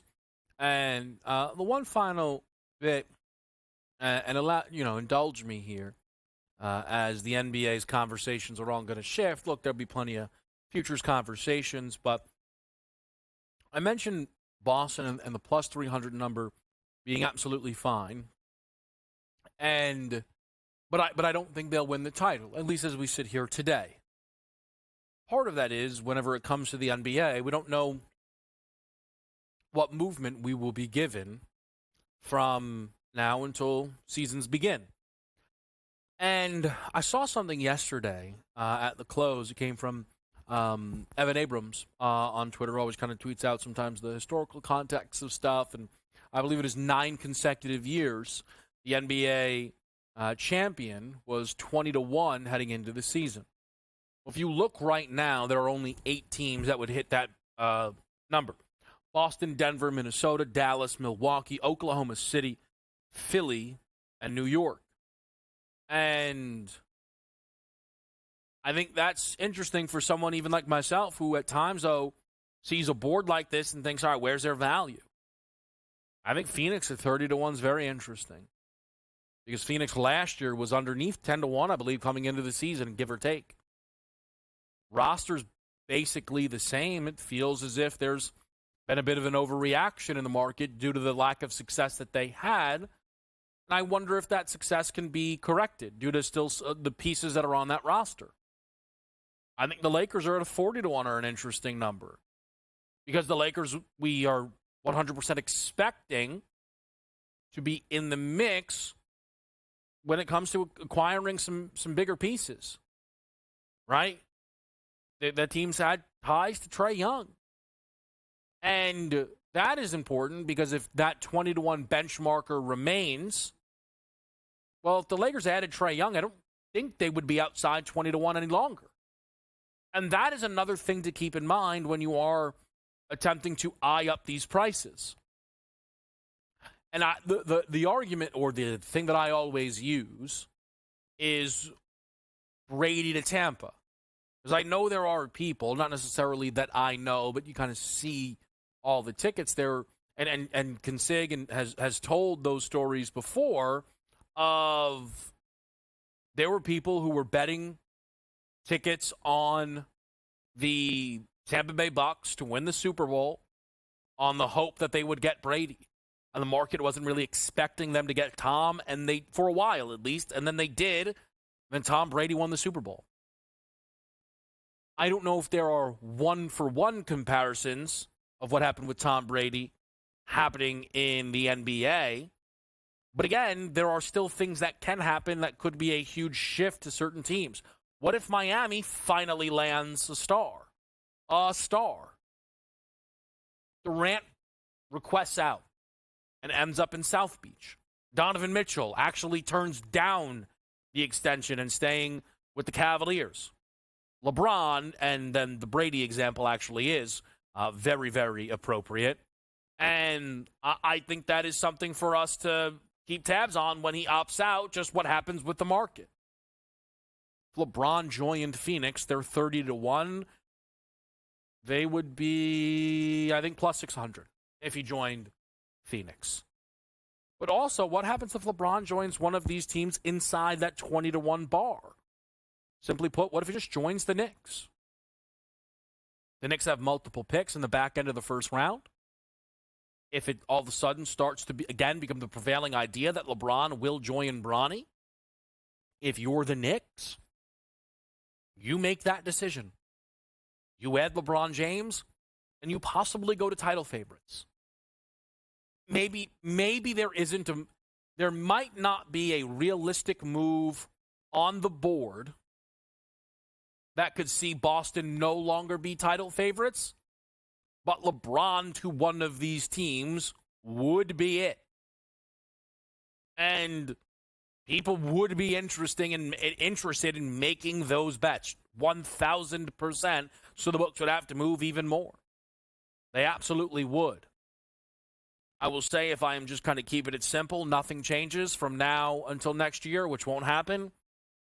The OKC 10-1 price has my eye. It absolutely does. And even again, in that MVP market, Shea shouldn't be plus 550 with the gap that exists. But this is a Wemby MVP show. Dave Sharapan joins us next right here on SportsGrid.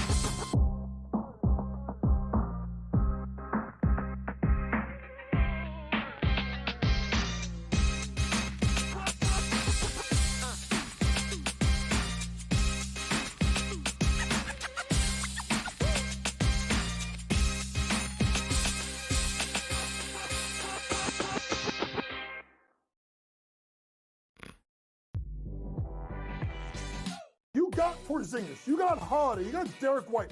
You got literally, I would say what? 5 guys can get you 20 points in a game? I know people will say it's, only one guy.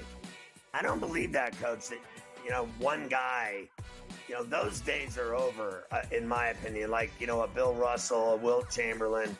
Betting above the rim. Only on SportsGrid. Your gut says Miami is going to win, and you should take the over. Your gut also said your NFT selfies would only go up in value. They didn't. But your head is on SportsGrid and knows the QB is in concussion protocol. The backup has a 45 QBR against the zone coverage.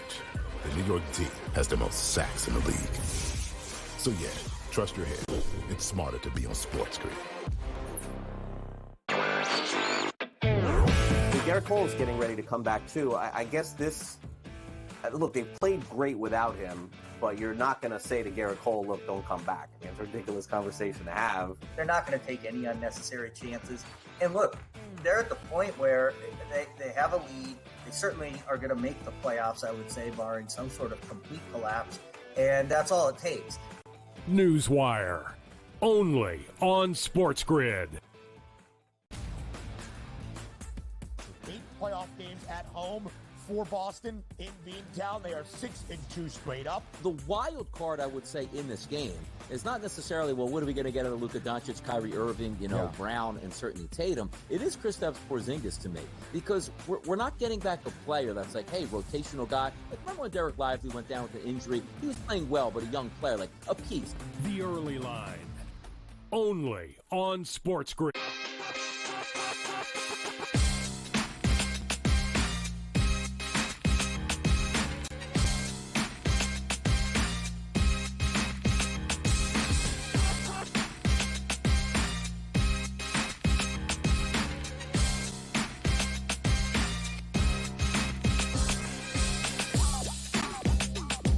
All right, back to right here live on the grid. Some baseball board updates. The runs parade continues in St. Louis. My, oh, my. Burleson put a homer on the board. This thing's up to 7-5 now here, and there is 2 on with nobody out for St. Louis in the top of the 5th. There's already 15 hits in this game. My goodness gracious, man. At least, I guess, for Lance Lynn, he hasn't walked anybody. He's got a chance to get out of here with a win in this game. If he keeps going, which would be pretty remarkable. We're still scoreless in Pittsburgh, Cincinnati, and San Diego, Philadelphia.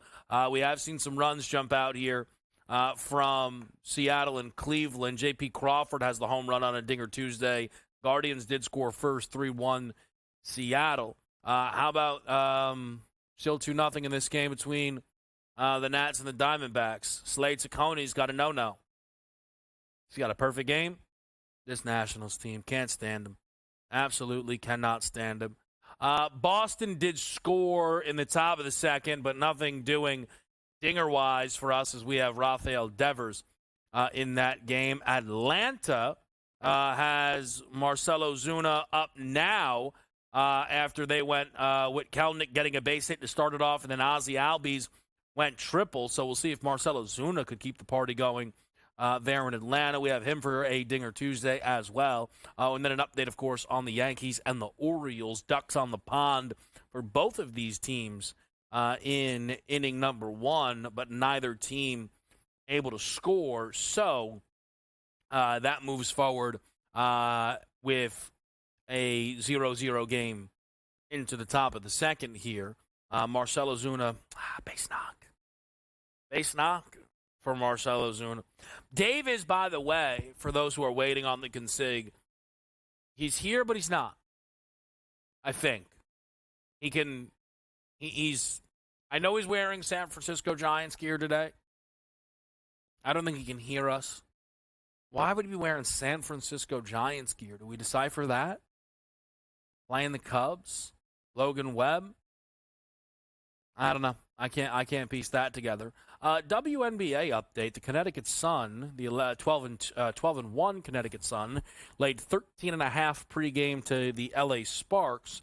That team is up 10 and it could potentially continue to get worse. Cameron Brink was carried off in the midst of that game against Connecticut pretty early on, which for LA certainly isn't what you would want to see. I don't know from an odds end of it all, and look, I don't know what the injury is, but from an odds end of it all, it's not super impactful on the WNBA Rookie of the Year market because Cameron Brink is just not really in contention, and I don't think that's really going to change.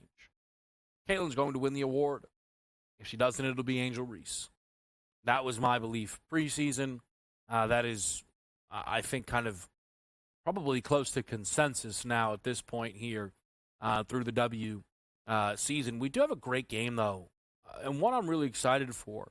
Late night between the Liberty and the Phoenix Mercury. We touched on this over the weekend. Was it the weekend or Monday? Might have been Monday with Coach James Young right here talking about the Mercury and what has happened since Brittany Griner's returned for them. And what's happened is they basically have the best offense in the league. They've won 3 of the 4 games. The one loss, they scored 99 against Vegas, lost that game 103-99. And in fact, disastrous defensive second quarter was the separator in that game. They gave 42 points in the second quarter to Vegas after only giving up 12 in the first. They won the first quarter by 16 and trailed at half. A hard thing to do, but they did it nevertheless. Again, though, still for Phoenix in this run here. A double overtime win against Dallas, and then wins against Seattle and Minnesota. So, we talk about tough parts of schedule at times for some of these, different teams. Well, Phoenix is inside one of the tough parts, and the timing just happened to work out that they got Brittany Griner back. They're getting 4.5 years from this red-hot Liberty team who's won 8 games in a row, 12-2 on the year, continually putting up impressive results. The Liberty are coming off of what is probably for them their best result, beating Vegas, the team they lost to in the finals last year. The question becomes, can the Liberty kind of keep this up? Is this a sleepy spot? I think the issue for me now is this number's at a 5. It just feels like it's a little difficult to not just bet Mercury team total if I wanted to bet the Mercury in this game. Just kind of what we've seen from them. I'm not on the game at the moment. I would lean Mercury, and it's just hard not to lean over right now. They're kind of, I don't want to say playing a different sport. I think that maybe overstates it, but it's close to it. That team has just been absolutely, absolutely excellent right now. So that's how that WNBA slate is going to close out. And on tomorrow's board, you do have another important game, by the way, which is the Indiana Fever hosting the Washington Mystics. But if the Fever grab this win, look, I know 6-10 isn't anything that this team or anyone's going to write home about, but that would be a 5th win in 7 games. It would put this team over 500 since the 5-0 start. And I think it would shift their price to make the playoffs to minus. The last look, it was plus 102. It's now minus 102. So let's call it, they'll be favored to make the playoffs. Minus 125 right now on the no. So they are still favored to miss. I think a win over the Mystics, which they're a 4.5-point favorite in. Washington's been playing a tick better. They've won their last 2 games, and those are their first 2 wins in a row of the season. But this could be a decent time, actually, for Indiana to catch them then on a little bit of a letdown spot.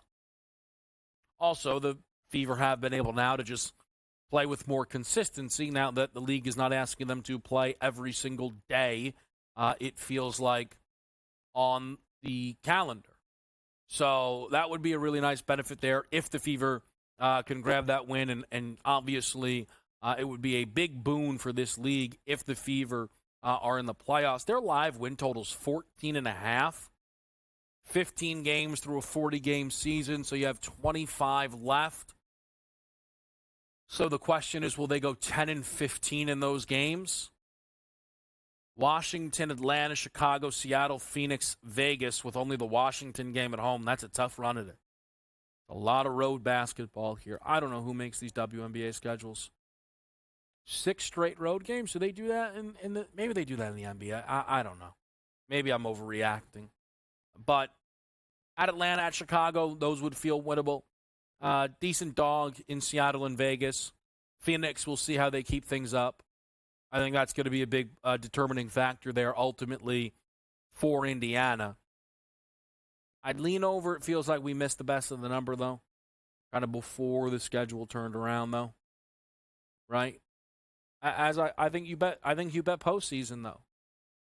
If you look right now in this league, and we just mentioned, we kind of started this all because there's an injury right now for Cameron Brink, but the teams underneath the Fever are the Sky, the Sparks, the Wings, and the Mystic.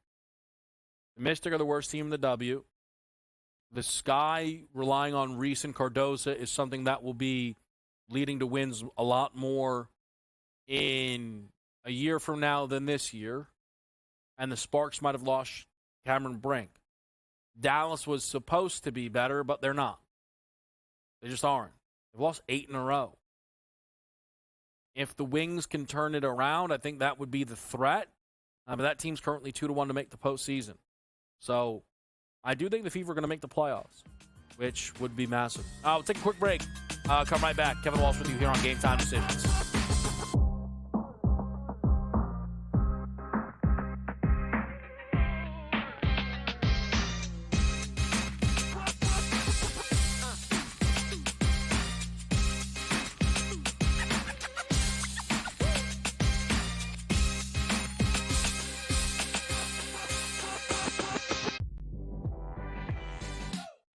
Porzingis, you got Holiday, you got Derek White, you got literally, I would say what, 5 guys can get you 20 points in a game? I know people will say it's, only one guy.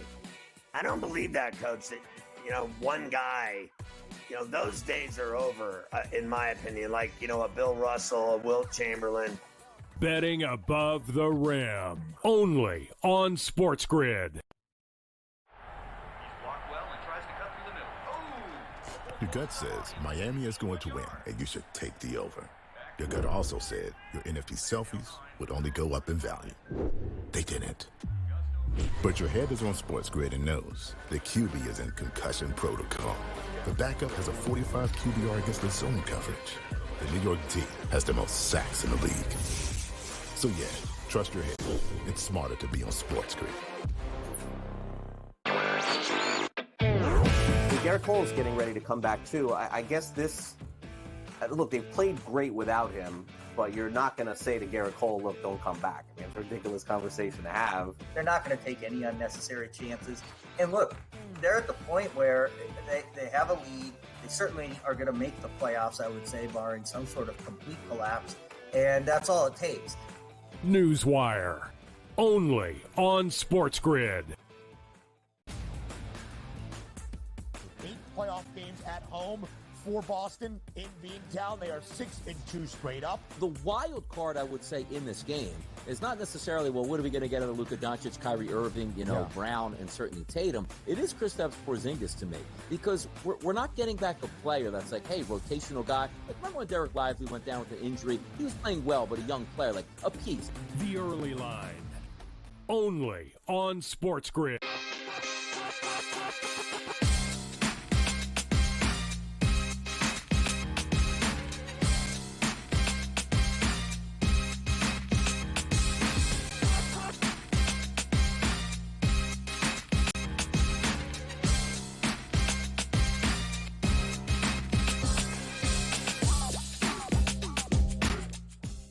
Back right here, Game Time Decisions. Baseball board right now has Arizona threatening again. This is what I get. This is what I get. No Dave Showerpen, it looks like, tonight. Some technical difficulties blocking the consig from his usual spot. We are making a call, though, to Scott Wetzel, so we will see if we can make that happen. As Scott is set to be with you on In-Game Live tonight, where they, of course, are going to have an eye on that Stanley Cup final between the Edmonton Oilers and the Florida Panthers. And for me tonight, as I've said quite a bit, I am looking for the closeout here with my bets on Florida. I am fascinated on this Conn Smythe. I don't know what it is. You know what's so interesting about all these awards is Conn Smythe, NBA Finals MVP, Most Outstanding Player. When I, or anyone poses the question, could the losing player win it?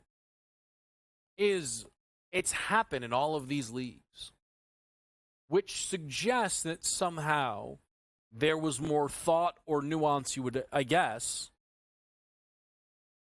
20, 30, 40, 50 years ago, 60, when they were voting, right, than there is now. And I understand maybe, I don't really understand, actually, I do not understand the world where someone says Bobrovsky was more valuable to his team in this postseason than McDavid was valuable to Edmonton in this postseason. I think it is absolutely accurate to say that there is a bar that needs to be crossed in order to win, which is make the Stanley Cup final. I 100% understand that. I guess the question would be at plus 700, right? What does McDavid need to do tonight in a loss? I think we're at a point now, if the series goes 7, people think he will win it. If it goes 6, a lot of people will say he could win it. But I would say not many at 5 think he should win this award or can. It doesn't at least appear that way. So what does Connor McDavid need to do tonight in a loss in order to win this? In a loss, I would think it is another multi-point game. And maybe what Connor McDavid would need is for this to be a 4-2 loss. Bobrovsky at that point, maybe only with 20, let's call it 3 saves. Barkov stays off the sheet, maybe just an assist. Is that enough? It appears, by miracle, I get to ask Dave Sharapan this question. Is that true, Dave? I did not hear the question. We were having audio issues, but I can see you now and I can hear you, so you can repeat the question and we'll be able to answer it. What do you what do you got? It does appear that McDavid is gaining some steam to win this Conn Smythe, even if they don't win the series. That's just what it seems like is the case. Mm-hmm. Are you seeing that? Are you seeing that right now? That McDavid is getting some buzz?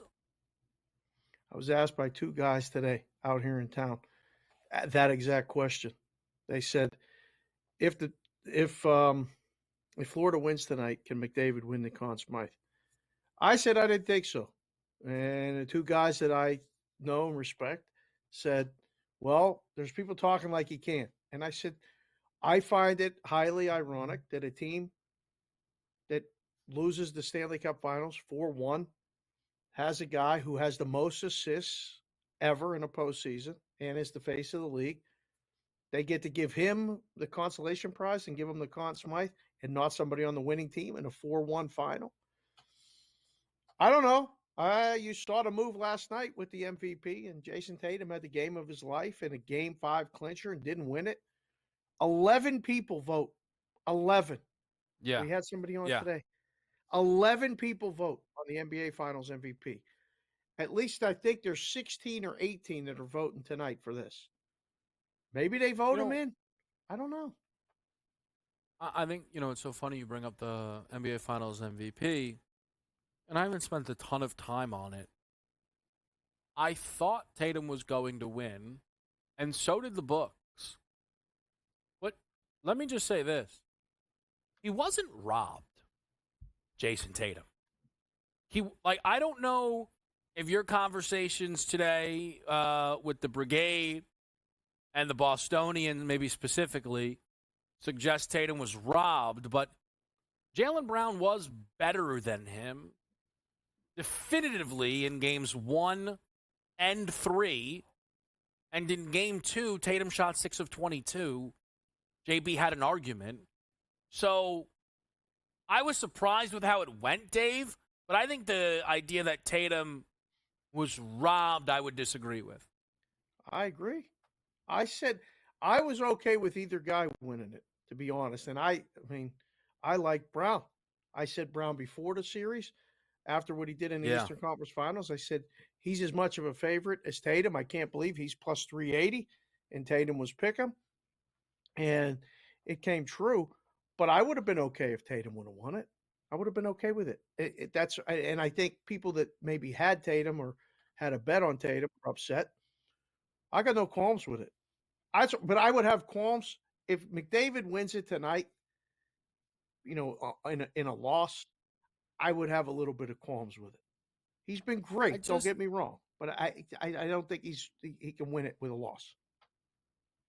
My only thing is, if you tell me it's based on the series, yes. If you tell me it's based on the postseason, he deserves it. We'll be right back. Game Time Decisions.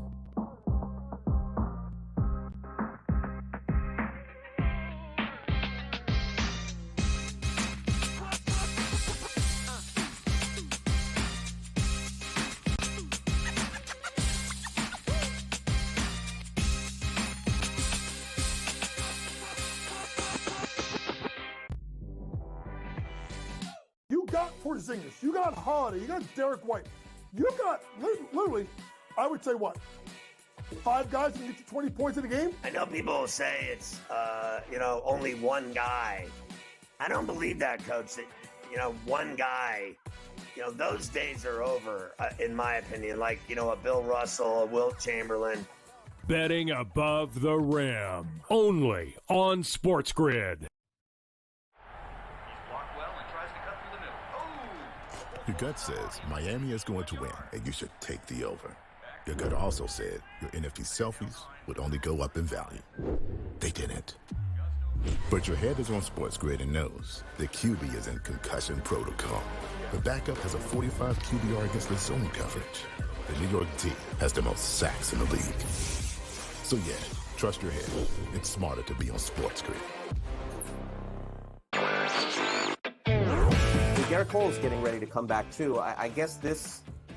Look, they've played great without him, but you're not going to say to Garrett Cole, "Look, don't come back." I mean, it's a ridiculous conversation to have. They're not going to take any unnecessary chances. And look, they're at the point where they have a lead. They certainly are going to make the playoffs, I would say, barring some sort of complete collapse. And that's all it takes. Newswire. Only on SportsGrid. 8 playoff games at home for Boston in Beantown. They are 6-2 straight up. The wild card, I would say, in this game is not necessarily, well, what are we going to get out of Luka Doncic, Kyrie Irving, Brown, and certainly Tatum. It is Kristaps Porzingis to me, because we're not getting back a player that's like, hey, rotational guy. Like, remember when Derek Lively went down with an injury? He was playing well, but a young player, like a piece. The early line. Only on SportsGrid.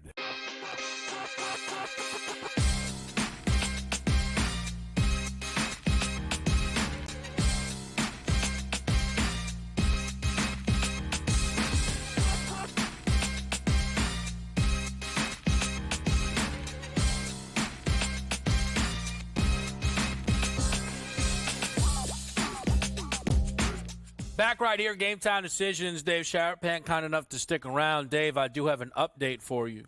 And this was an update that was actually sent to me by the people. Love it.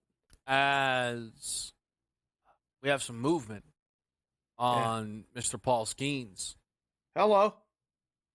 200 to 1. Went to 120. Went to 100. Now 80. It's now 80 to 1. It's now 80. Let's go. Can I tell you what's incredible about that, though, Dave? Yes. What? So for anybody who's playing some catch-up here, but Paul Skeens was 200-1 to win the award on FanDuel, and on DraftKings was 60. Cy Young. There you go. Yeah, Paul Skeens to win Conn Smythe, actually, is how I'd like to vote now. Paul Skeens was 60 to win that Cy Young on DraftKings. He's now 80 on FanDuel and is 35 on DK. Ooh, and for the people. What I would say, though, Dave, is it suggests to me there is still value on the 80, but I think it's one of two things. It's either what you always say, which is DraftKings has been taking Paul Skeens Cy Young bets for like a month now, or somebody in that room is like, yeah, I'll tell you what's not going to happen. We are not going to get caught sleeping on Paul Skeens. No way. I haven't, and maybe you could do us a favor, because you know me, I usually use the two primary books. Mm-hmm. Maybe we need to expand our reach and figure out who's the outlier here. I'll get to work on that tonight after the show. Me and Wetzel are going to do in-game live. We got Stanley Cup. Hopefully it will be decided, and I'll get to work on the baseball stuff. I did a little baseball work for you today. I wore the Giants stuff. Some say I look like Roger Craig. I was hoping more like Matt Williams back in the day, or Will Clark, but I like the Giants today against the Cubs. Cubs have lost 22 of their last 32 games. 7 blown saves in that span. There's only the Chicago White Sox that have more blown saves in baseball than the Chicago Cubs. So if they're ahead, they're an in-game play, and it worked out last night for the Giants. And then later, let me see. I got a couple other notes here. I got to find Freddie Freeman reached base in all 6 plate appearances Monday. That's 15 games on base streak. I thought maybe for Dinger Tuesday, throw him in there, a double, something. I know you like that. Something. Play of the day, anything you got working that I got to root for? You'll like this one. Mets? We're losing right now. Oh. Nationals. Oh, boy. It's a shame because this Ciccone guy, he gives up runs. Yeah. Gives up a lot of runs. Sure does. I mean, it makes sense to Sure play against them. But, I mean, I thought for sure you'd be on the Mets. Grimace throughout the first pitch. They haven't lost. Right. They've outscored opponents 45-16. Season high 6-game winning streak. Mets against Texas. Small short favorites. To be honest with you, if you made me bet it, I'm betting Rangers. I've seen Lorenzen get far more respectable numbers than Catchett. By the way, Nats, after allowing Slade Ciccone to throw a perfect game through 3 innings, C.J. Abrams came out and singled and then was caught stealing when there was an intense conversation the other day around the value of steals. They're terrible. Jesse Winker had a double just later on in that inning. So we would have had runs from the Nats. Instead, we have more runs because of a Corbin Carroll triple. All right, you know what? Yeah. Frustration it does appear to be one of those days. Frustration level's high. Need you to breathe. Yeah. Just get in the car. What are you going to do? Get after the show. Look just at get home, hey, I got another one for you. What's that? It's a shame we were cut short. 50-1 Victor Wembanyama to win NBA MVP. Already down to 35. Already down to 35. We're in there. The ink's not even dry on the championship trophy. You're already looking at this stuff? God, I love it. I figured. Oh, I love it. Dave, if I was going to make a June 17th NBA bet that wasn't involving Celtics Mavericks, it had to be 50-1. It had to be juicy. Of course. So I hope that we've delivered again. You can catch Dave on In Game Live coming up next right here with Scott Wetzel. They will have you absolutely locked in for the Stanley Cup final tonight between the Florida Panthers and the Edmonton Oilers. If you are looking for one more dinger on this Dinger Tuesday, Seiya Suzuki, plus 520 to go deep tonight at Wrigley. Quite frankly, we'd love to see that happen in the first inning. We're hoping. I'll see you Thursday.